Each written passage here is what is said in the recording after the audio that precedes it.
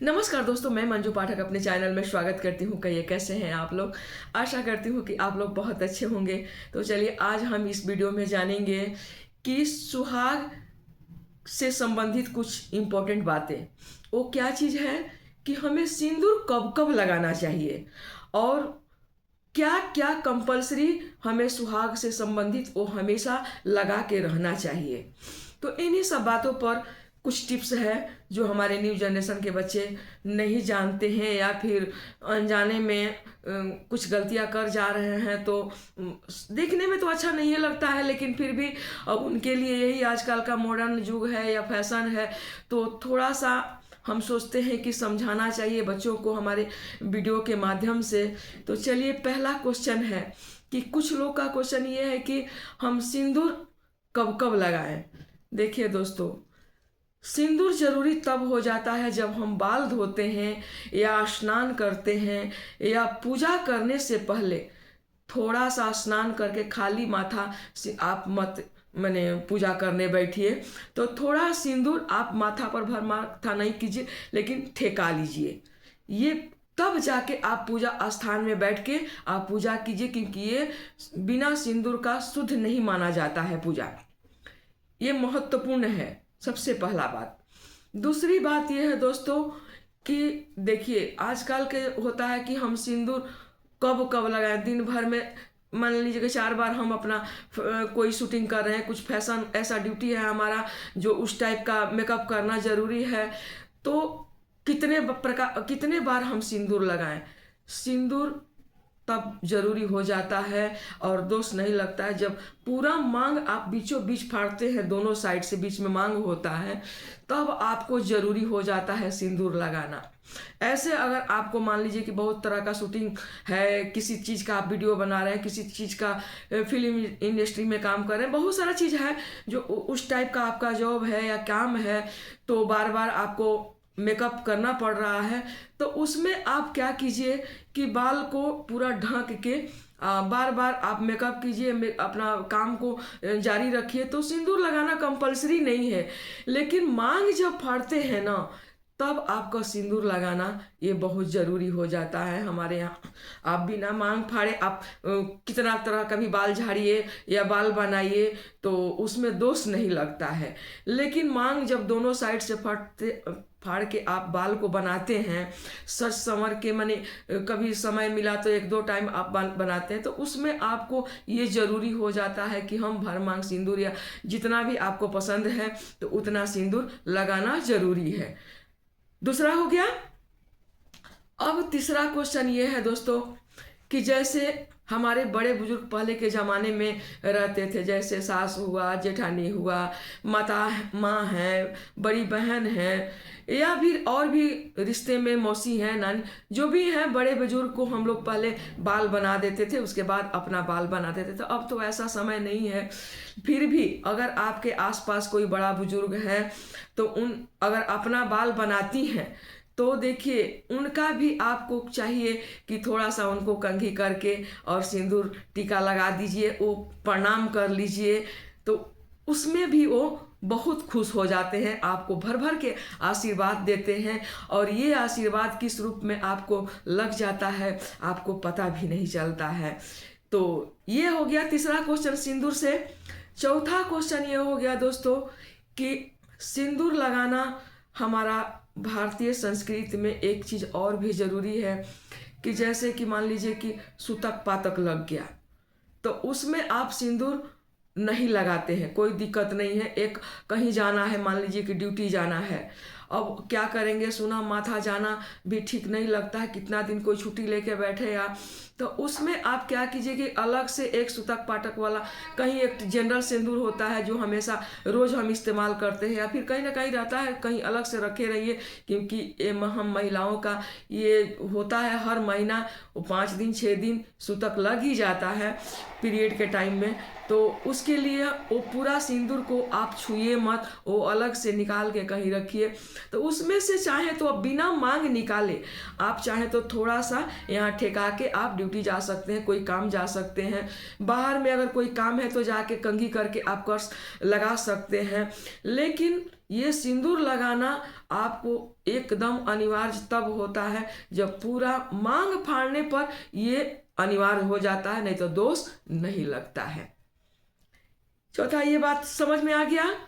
अब देखिए दोस्तों, श्रृंगार कितना प्रकार का होता है, ये क्या क्या जरूरी हम सुहागिन महिलाओं को करना जरूरी हो जाता है, अब इस पर बात करते हैं। देखिए, श्रृंगार तो 16 श्रृंगार होता है, उतना तो कोई करके घर में रहता नहीं है, या फिर ड्यूटी में कोई आजकल के जाता नहीं है, उतना कोई भर भर के कर भी नहीं पाता है। लेकिन इतना जरूर श्रृंगार जरूरी है कि सिंदूर, छोटी हो या बड़ी हो, जो आपको पसंद हो, बिंदी और महावर, अब बिछिया, ये शादी से के बाद ये कंपलसरी 4 चीज जरूरी हो जाता है। और कांच का चूड़िया 5 चीज हो गया, हम भी भूल रहे हैं, 5 चीज ये हो गया, ये कंपलसरी आपका बॉडी में रहना चाहिए हमेशा। अगर सुतक पातक नहीं है तो बिना सोचे जब भी आप माथा बाल बनाएं तो पहले तो सिंदूर लगाएं, उसके बाद जो आपका पसंद का है, छोटा हो या बड़ा हो, बिंदी, वो बिंदी आपका रहना चाहिए, ये सुहाग से प्रतीक है। दूसरा चीज, लिपस्टिक रहे नहीं रहे कोई दिक्कत नहीं है, आपका ये महावर पैर में कुछ नहीं, रोज नहीं पसंद है तो कम से कम शुक्रवार के दिन आप अवश्य लगाइए, क्योंकि शुक्रवार माता लक्ष्मी को बहुत पसंद है महावर, और वो चाहती हैं कि हमारे घर का जो महिलाएं हैं, हमारा जो सेवा करती हैं, वो सच संवर के उनको रहना बहुत पसंद है। तो शुक्रवार के दिन अवश्य ये महावर लगा के रखें। महावर मतलब आलता, पैरों में महावर जो बोलते हैं वो लगा के, नेल पॉलिश रहे कोई दिक्कत नहीं है, लेकिन ये महावर हो गया शुक्रवार के दिन, बिंदी, सिंदूर, और पायल रहे ना रहे, किसी किसी को पायल नहीं पसंद रहा होता है, लेकिन पायल रहे नहीं रहे आपके पैर में, बिछिया शादी के बाद ये जरूर हो जाता है। और कांच का चूड़ियाँ, आजकल का बैंगल बच्चे लोग हमारे पहनते हैं, ठीक है, कोई दिक्कत नहीं है, लेकिन हमारे यहाँ शुद्ध माना जाता है।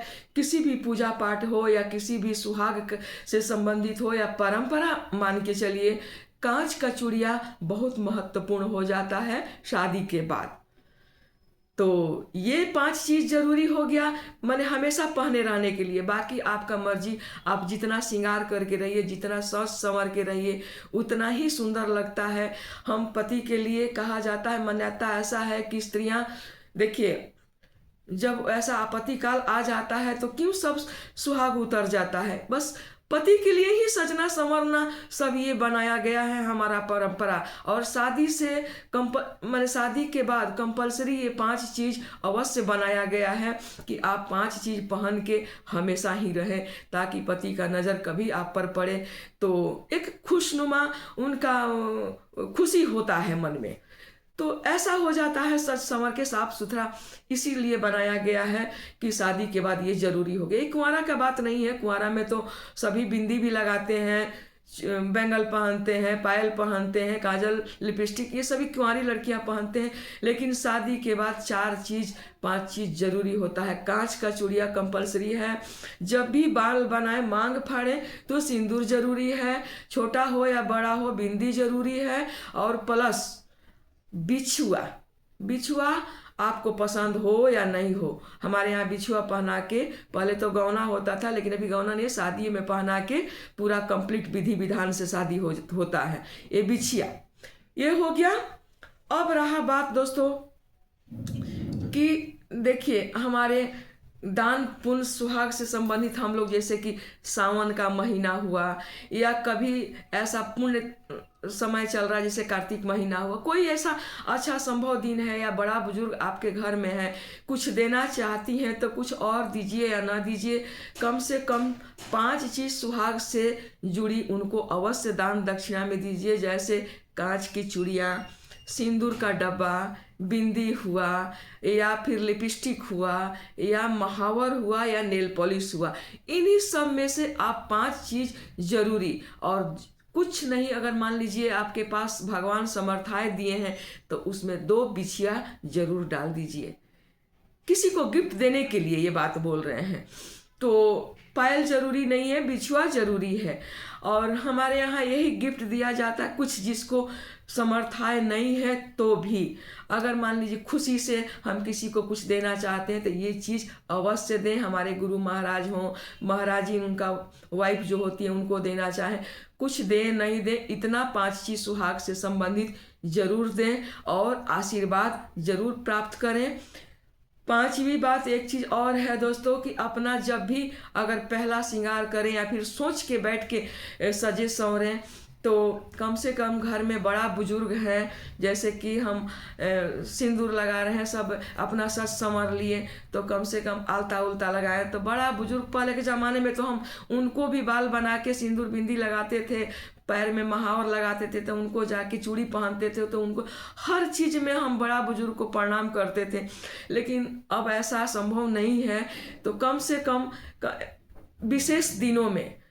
विशेष दिनों से हो सके आपसे तो एवरीडे जो सिंदूर आप पहला लगाती हैं, नहाने के बाद, बाल बनाने के बाद जो पहला सिंदूर आप लगाती हैं, बहू बेटी के लिए ये बात है, तो अपने सास बड़ी ननद हो उनको, या माँ है घर में उनको, या जो भी बड़ा बुजुर्ग अगर हैं घर में तो उनको कम से कम प्रणाम करना चाहिए, उनसे आशीर्वाद लेना चाहिए कि हमारा सुहाग इसी प्रकार से लंबी जब तक जिए हम सुहागन रहें, इतना तो आशीर्वाद जरूर लेना चाहिए। तो ये हमारा संस्कार माने दर्शाता है। और इससे कुछ देखिए ना तो कम होगा ना ज़्यादा होगा, ना हमारा अहंकार टूटता है ना कुछ होता है। ये हमारे बच्चों को दिन प्रतिदिन संस्कार भूल जा रहे हैं।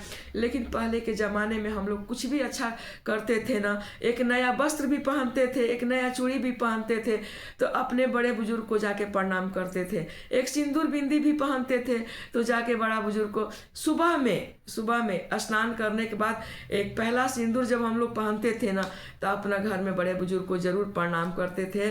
तो हमारा आज का वीडियो इन्हीं सब बातों पर था कि क्या क्या जरूरी है सुहाग का संबंधित, जो क्या चीज़ हम 4-5 चीज़ हम अपने पर हमेशा ही जब शादी हो गया है तो धारण करके रखें। फिर एक बार रिपीट कर दे, पहला सिंदूर है, दूसरा है बिछुआ, तीसरा है बिंदी, चौथा है कांच का चूड़ी।